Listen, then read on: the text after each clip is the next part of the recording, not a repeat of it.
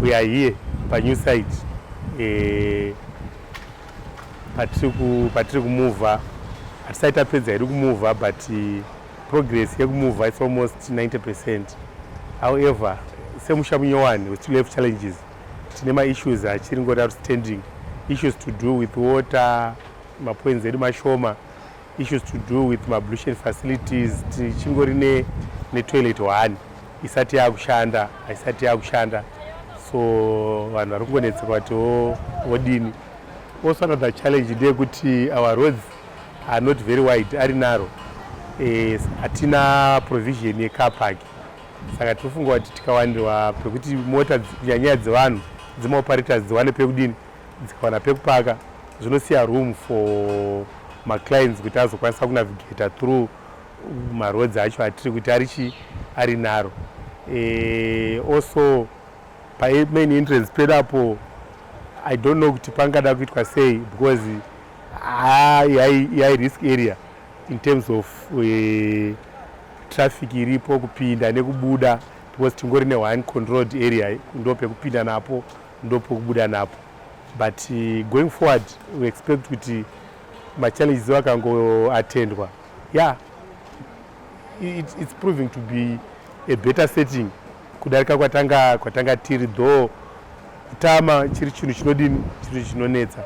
Patari pakajeka pakanaka ende panoshandika nekuti pakasununguka, nekuti opfuura patanga tiri dei zvaitobvira matodigadzirira mabvira ekuti tirambe tiri pano, sekuchadzokera kwatanga tiri uko tichadiwa pano pakanaka.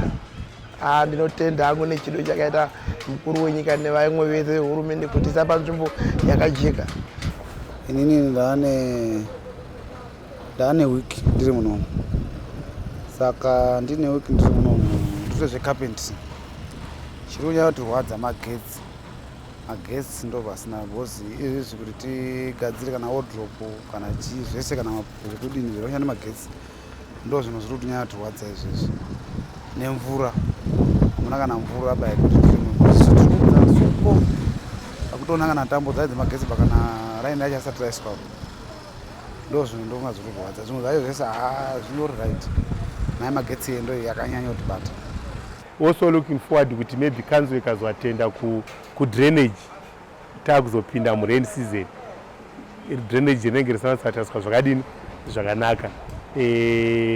And more importantly, magetsi haasati ako, kunoita kuti basa racho ridini rinyatsofamba zvakanaka, kuti transition inyatsogamuchirika, zvikwanisiro zvinofanira kunge zviripo kunyanya magetsi, because mabasa mazhinji anodhipenda nechine magetsi. Tiri kuona zesa iri kuuya, vanhu vari kuitawo, but hatina matimelines ari well defined kuti change tine magetsi rini, vanhu vanonga kusenza rini. As it stands, umwe uri kunamira kuchikanga, umwe uri kunamira kubhodha timbazi. Taishandira kugirira maketi tsaro, asi tiri kufara. Mukuru akatiitira zvakanaka, taakukwanisa kudisplayiwa zvinhu zvedu panzvimbo yakakura zvichioneka. Zvanga zvichitoshoreka zvichinzi pezviri apa pakaita jangi.